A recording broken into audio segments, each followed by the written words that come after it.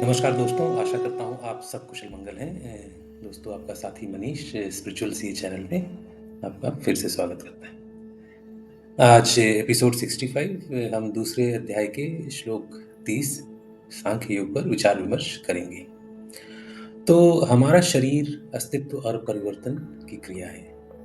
अगर अस्तित्व में रहना है हमें तो परिवर्तन जरूरी है, और अगर परिवर्तन आवश्यक है तो ही अस्तित्व बना रहेगा। तो चेंज और एग्जिस्टेंस की बात कर रहे हैं हम लोग यहाँ पे। तो अर्जुन अब तक इस चीज को समझ नहीं रहे हैं और अपनी मानसिक प्रक्रिया की भव्यता का वर्णन कर रहे हैं। इसी तरह भी हम सब भी केवल मनोरंजन, आनंद, मंत्र मुक्त और खुशी की अवस्था के बारे में बात करते हैं और समझते हैं, लेकिन धर्म, व्यावहारिकता और धर्म को छोड़ देते हैं, जिससे अस्तित्व और परिवर्तन की क्रिया पर प्रभाव या असर पड़ता है। तो हमने पिछले श्लोकों में देखा कि शरीर और आत्मा के बारे में चर्चा हुई। ये अर्जुन के लिए ही नहीं बल्कि हम सब के लिए भी है। बल्कि पृथ्वी पर रहने वाले हर दूसरे जीवन या वनस्पति या अन्य जानवर या किसी भी शरीर के बारे में भी यह सत्य है। तो जब हम किसी प्रिय वस्तु या प्रियजन को खो देते हैं तो दुख होना स्वाभाविक है। ये मानसिक भावनाएं हैं। मान लीजिए हम कोई कॉम्पिटिटिव एग्जाम देते हैं और अनसक्सेसफुल हो जाते हैं, तो ऐसे में शोक अवश्य होगा। परंतु हमें अपनी भावनाओं को मुक्त करने, अपने कर्म को फिर से शुरू करने का एक अवसर देता है। लेकिन कभी-कभी दुख हमारे जीवन पर नियंत्रण कर लेता है। तो सॉरोस या ग्रीव जो होता है वो हमारे बॉडी को, हमारे माइंड को कंट्रोल करने लगता है और हमारे अस्तित्व यानी एग्जिस्टेंस और चेंज की प्रक्रिया यानी परिवर्तन की प्रक्रिया को ही रोक देता है। तो जब हम बहुत दुखी रहेंगे तो क्या होता है? हमारी एग्जिस्टेंस क्वेश्चनेबल हो जाती है और हम चेंज के लिए एक्सेप्टेबल होते ही नहीं हैं। तो ये स्थिति हमें अतीत में जीने के लिए मजबूर करता रहता है। लगातार इस बात को लेकर चिंता में हमारा मन डूबा रहता है कि चीज़ें कैसे हो सकती हैं। और परंतु हमें इससे क्या करना चाहिए? हमें इन सब चीज़ को छोड़कर हमें आगे बढ़ना चाहिए। तो ऐसे दुख हमें भावनात्मक रूप से मुक्ति देने में मदद भी करते हैं। अगर उसे हमारे जीवन पर हावी होने दिया जाए तो वो हमें कमजोर या दुर्बल या वीक या शक्तिहीन बना सकते हैं। तो दुख को हमें अपने शरीर पे हावी नहीं होने देना चाहिए।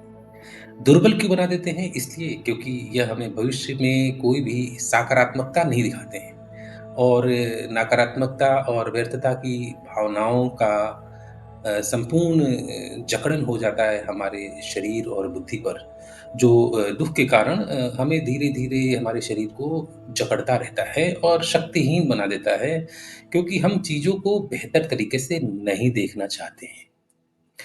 तो इस प्रकार शोक एक दीवार बन जाता है जो जो कि अतीत से भविष्य की ओर जाने वाले मार्ग को अवरुद्ध करता है, हिंड्रेंस क्रिएट करता है। तो हम क्या करें? तो हमें इस दीवार को तोड़ना और इस तोड़कर आगे बढ़ने में कोशिश करना है। और कोशिश कैसे कर सकते हैं? गीता का ज्ञान हमें प्रेरणा दे सकता है, एक दृष्टांत है, एक दृष्टि प्रदान कर सकता है। तो अध्याय 2 श्लोक 30 में भी अगर हम भागवत गीता देखें तो हमें बार-बार विलाप करने का, जो हम कर रहे थे अर्जुन जी, उनको छोड़ने का आग्रह करते हैं कृष्ण जी। तो चलते हैं श्लोक 30 पर। लेकिन आपसे नम्र निवेदन है कि आप मेरे चैनल को लाइक करें, सब्सक्राइब करें और अपने मित्रों के साथ भी शेयर करें। देहि नित्यम् अवध्य अयम देहे सर्वस्य भारत, तस्मात् सर्वाणि भूतानि न त्वं शोचितुम् अर्हसि। तो हे अर्जुन, शरीर में निवास करने वाली आत्मा अविनाशी है, इसलिए तुम्हें किसी प्राणी के लिए शोक नहीं करना चाहिए। तो यह श्लोक अध्याय 2 के आत्मखंड श्लोक 11 से 30 का समापन करता है। यह देही और देहा को दोहराता है, यानी कि देही और देहा मतलब शरीर और शरीरी या बॉडी एंड सोल। देही या शरीरी या आत्मा न केवल अपने शरीर मन में बल्कि भूत, वर्तमान और भविष्य में सभी के शरीर मन में निवास करती है। जबकि इस श्लोक में देहा या देह का अर्थ भौतिक शरीर और मन है, जिसमें जीवन की परिस्थितियों से गुजरने के लिए 5 तत्वों द्वारा बड़ी बुद्धिमानी के साथ एक साथ रखा गया है। तो वास्तविकता का भ्रम क्या है? देही या आत्मा या शरीरी यानी सोल नित्यम अविनाशी है, शाश्वत है। देह या देहा यानी हमारा बॉडी प्रकृति यानी नेचर और परिवर्तन यानी चेंज के अधीन या अंडर आता है। तो 6 परिवर्तन मुख्य हैं। क्या क्या है? जन्म लेना, दूसरा जीवित रहना, बढ़ना, काया पलट करना, अवनति और अंत में मृत्यु। तो भ्रम क्या है? भ्रम देही और देहा को मिलाना है, यानी बॉडी और सोल को एक समान समझना भ्रम है, और यही इस संसार का सबसे बड़ा भ्रम है। इसीलिए देह या देहा या अथवा शरीर मन शरीर को समझना है, क्योंकि शरीर को जाना है और ईश्वर ने इसको आपके लिए हमारे लिए एक टेम्पररी तौर पे सौंपा है। इसलिए जीवित रहते हुए मुझे, आपको, हम सबको इसका सर्वोत्तम उपयोग करना है। तो शोक मत करो, यह सलाह नहीं है। कृष्ण जी को, आपको, मुझे या हमको ये सलाह नहीं दे रहे हैं, लेकिन वह ये जरूर कह रहे हैं कि तुम्हें दुखी नहीं होना चाहिए। इसके बजाय श्री कृष्ण जी ने हमें ज्ञान दे रहे हैं कि बुद्धिमान लोग वास्तविकता को उसी तरह नहीं देखते हैं। वे आत्मा को अविनाशी मानते हैं और शरीर को धारण करते हुए प्रयास करते हैं कि मैं इस शरीर का सर्वोत्तम उपयोग कैसे करूं। तो मित्रों, आज का निष्कर्ष क्या है? श्लोक 11 से 30 तक की भावना सामान्य है। कृष्ण जी ज्ञान दे रहे हैं और अर्जुन को शरीर बोले तो मानव का भौतिक शरीर, हमारा भौतिक शरीर, और हमारे अंदर मन या बुद्धि, और दूसरा है शरीरी या आत्मा, में फर्क बताते हैं। तो 11 से 30 श्लोक तक हम क्या देखते हैं कि कृष्ण जी हमें और अर्जुन जी को शरीर और आत्मा के बीच में डिफरेंशिएशन करना सिखा रहे हैं। आज दोस्तों हम जीवन और मृत्यु के बारे में समझ रहे हैं। तो जब ये सब स्वाभाविक है, तो अगर हम कह सकते हैं कि जीवन और मृत्यु सब स्वाभाविक है, तो क्या करें? तो आज सिर्फ निष्कर्ष एक है, बोले तो संदेश है।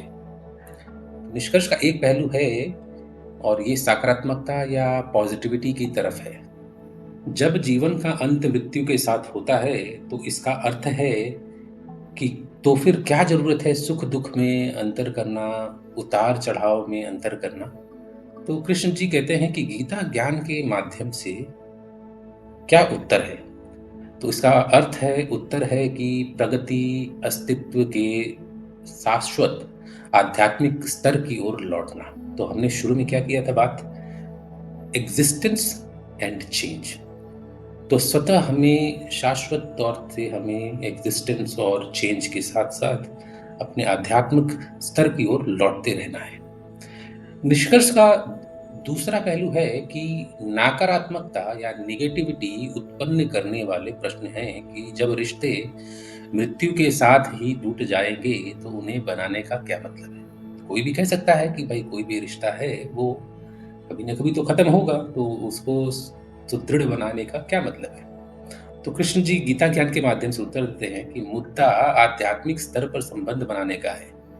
मतलब आध्यात्मिक स्तर मतलब भौतिक स्तर पर नहीं, जिसमें हम अपने प्रेम और देखभाल के माध्यम से एक दूसरे के अस्तित्व को पहचानते हैं और शाश्वत बदलाव की ओर बढ़ते रहते हैं, एक दूसरे को प्रोत्साहित करते रहते हैं। तो फिर एक निष्कर्ष, और इस निष्कर्ष के दो पहलू जो हमने बात किया, जो कि एक पॉजिटिविटी की बात थी और निगेटिविटी की बात थी। इन दो पहलू के साथ हम कंक्लूड कर सकते हैं कि इस प्रकार हम सब स्वयं को गीता ज्ञान से सुसज्जित कर सकते हैं हम शोक को शाश्वत जीवन प्राप्त करने की प्रेरणा में बदल सकते हैं। आशा और प्रेम का एक ऐसा दर्शन जिसे हम कुछ भी, यहाँ तक कि मृत्यु भी कभी नष्ट नहीं कर सकती है।